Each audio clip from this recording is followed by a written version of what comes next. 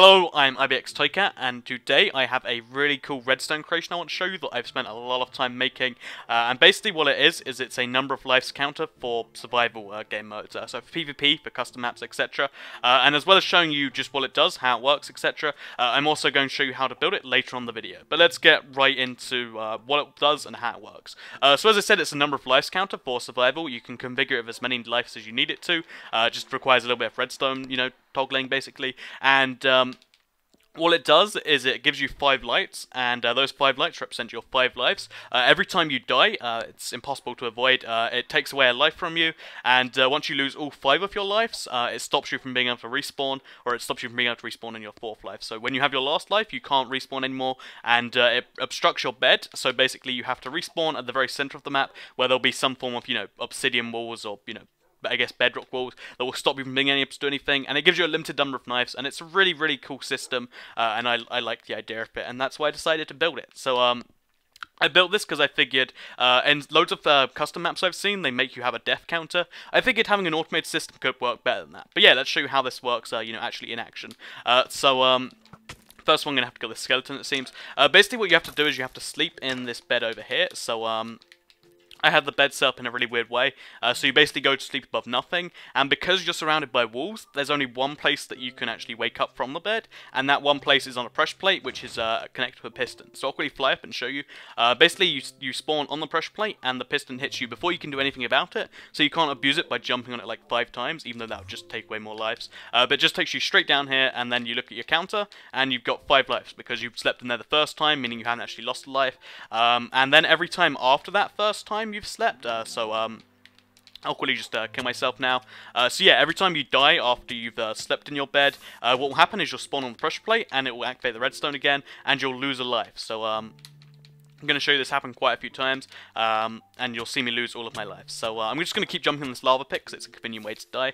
But yeah, so die again, go on the pressure plate, get hit by the piston, and now I've got 3 lives remaining, and it's a really cool little counter to have everyone in the game have, if you wanted to do a really cool PvP thing, with everyone being, completely aware about it, rather than just being an invisible number. Okay, as you can see, 2 lives remaining. Gotta be really cautious in this life, maybe take it easy, but oh no, I fell in lava again, what a shame. And finally, you'll see that I'm on my last life because I've just pressed the piston again. When I die this time, I won't be able to respawn. I'll be taken to the middle of the map. So I've got to be really cautious. Might just want to wait it out for a bit and, maybe swoop in for the victory. But oh no, there's a big pit of lava that I just fell into. So what happens this time is, because my bed is obstructed, I will spawn over here, which is my default spawn. Of course, on a regular map, this is going to be slightly further away than the actual thing. And it'll be, cordoned off by bedrock. But as you can see, the bed goes missing after you've lost all of your lives. You can do this for as many players in the game as you like, and I'm going to quickly show you a basic breakdown of how it works now, and I'll show you how to build it in a second. So basically what happens is, when you respawn, as I said, you can only respawn in one place, which is this one place, in here. You have to spawn on that pressure plate. It's the only place you can spawn. I accidentally triggered it there. And there's just nowhere else you can spawn. So every time you hit that pressure plate, what it does is it sends a redstone charge down here, first of all, to activate the piston, to knock you off it, because otherwise you might lose accidental lives by accident, or you might try to abuse it. I don't know how we would abuse it by getting more lives, but, just in case, it's nice to do. And basically, every time the redstone goes along, it does a little redstone lock, which permanently turns off that life. So the first one doesn't actually turn off a life, it just activates this piston. Okay, so I actually had to go reset it before any of this made sense. I was staring at it and getting really confused. But yeah, I'll show you it now with the lives reset. So basically, every time a redstone charge comes across here, it goes into this redstone lock first of all. That means the redstone signal is permanently turned on, and then it goes through this redstone gate, which turns it into the opposite signal. So while it's actually permanently turned on, it actually permanently turns off this piston, and it also, all the lives besides the first one, because the first one doesn't count, also go, over to the thing, and they turn off a life permanently. So as you can see, you lose a life every single time as it goes down.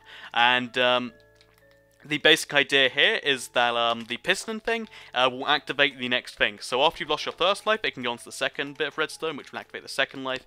Then that activates the third bit of redstone, so next time you die, you activate the third life.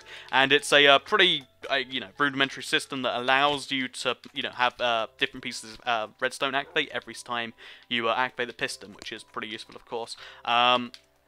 And basically, as I said, every time you die, it makes a different piece of redstone go over to the thing which tells you your lives have been turned down, and slowly as you go through your lives, you eventually hit the end piece of redstone.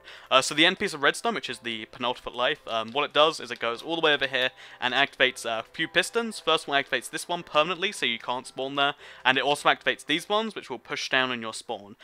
So with literally nowhere to spawn, your bed goes missing or obstructed, and you have to respawn at your base, and that's what you have to do. So you respawn wherever your main spawn is, and yeah, that's basically how it works. It counts your lives down, internally, and then once it hits the end life, it locks down your bed. So I'm going to show you how to build this in creative now. It's a pretty big build, so I warn you.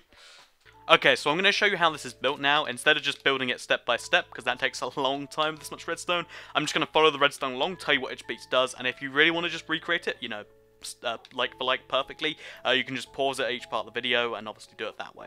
Because although it does take up a sizable amount of space, if you're not very efficient with your redstone, you can just make it even bigger. Like, I doubt anyone's going to care that it's even bigger than it already is.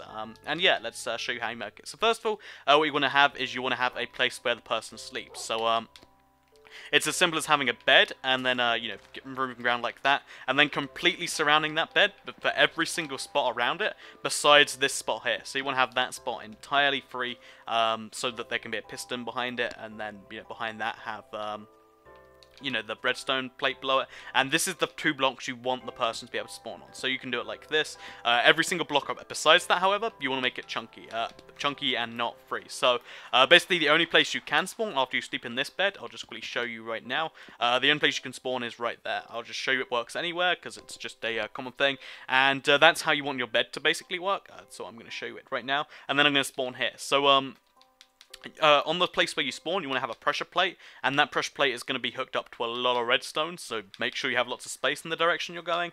As you can see, this is where my redstone pressure plate is.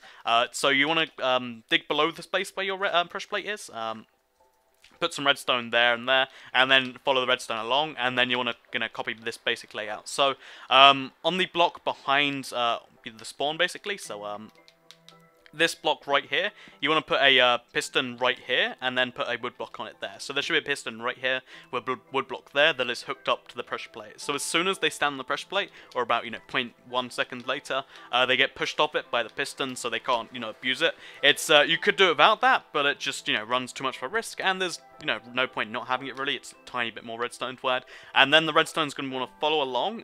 So redstone, and then eventually you want to hit a point where it's a block looking kind of like this. Of course, you want to head it into the block, and next to the block, you want to do a really big pattern like this. So you don't have to do this all at first, of course. So we'll focus on this first bit. But the first time they step on the pressure plate, you want them to activate this first redstone lock. A redstone lock is just redstone going in a circle endlessly. So you just have repeaters going into the circle, repeaters going out, and then one repeater in the circle. That keeps the circle going one way rather than looping back around onto itself and breaking. And yeah, that basically, once this turns on once, it turns on forever. And then you want to have that always turned on signal going into a on-off signal, which is a block with a redstone torch on it, which goes to some redstone, which then goes to the first piston. So that means what actually happens when the redstone is first activated, it turns off the piston, which means this block goes up. So I'll just I'll show you by actually just stepping on the pressure plate. So when I first stand on a piston, it knocks me off because I've set my spawn there. What happens is it permanently locks that on, which permanently turns this off. So that means the redstone can actually go from there down there and onto the next one. So the next time the redstone's pressed, it does this next thing, and that's how it happens, so on and so forth. So then you want to have the same thing happen where it goes into a redstone lock, it permanently turns on, and then this time it's going to go 2 places. First of all, it's going to go to the piston, so it activates the next thing the next time you do redstone, and you're going to also make it go to the first light. So you can put the lights in any order you like, as I said, but you want to have the first one, either at the top if you're doing them vertically, or if it's at the side, you want to do it, to the logical first one. You want to have them in some logical order, because otherwise it looks bad. Like, if that was the first one, that was the second one, that was the third one, that was the fourth one, fifth one, it just wouldn't make any sense at all. It confused people, and it loses the really nice effect that you get from this system that people barely even understand. You're like, whoa, this is the future of redstone. So yeah, you want to have, also this was the second one and that was the third one. Oh no, this is the second one, sorry. So this is the third redstone lock. It does the exact same thing. You can probably guess this reliably from now on. You follow the redstone along, you make a redstone lock where it goes in one loop and then it permanently turns on. And then that will go to another on-off block, and that's going to go to two things again. The piston, which will unlock the fourth chain, and also to the second light, and it's going to turn off the light. So the light's turned on until that gets permanently turned on. Sorry if I'm going too fast here, by the way. Just trying to get all the redstone information across. But yeah, so as soon as they press on the pressure plate the third time, or whatever time it is, it will turn off the nether lights. So then they'll see they only have 3 lives left. After this, you want to just continue doing that over and over again. I'm sure you get the point, but I'll show you just it happening again. On the fourth... Oh, sorry. So yeah, it happens again over here. You make it go round, you then make it go into the on-off block, which reverses the signal. You make it go to 2 places, the piston, which activates the next one, and then to another light. So on the second to last light, you want to make a tiny bit of a difference in the codes, or the redstone repeaters, because I think that's, yeah, it's this one over here. Basically, you want to make the redstone loop again, which is over here, but then connected to the loop instead of connected to the on or off loop. You want to have some redstone, which goes all the way back to your starting pistons, and that's gonna turn on this piston right here permanently so that they can't respawn, and also it's gonna want 2 pistons above their spawn. So think pistons just above here and here. So let's just place them for diagram's sake. But yeah, you want to have pistons there and there connected to wood, which is here and here, and that'll push down on it, meaning there is literally nowhere to spawn, and you're gonna have to spawn somewhere else.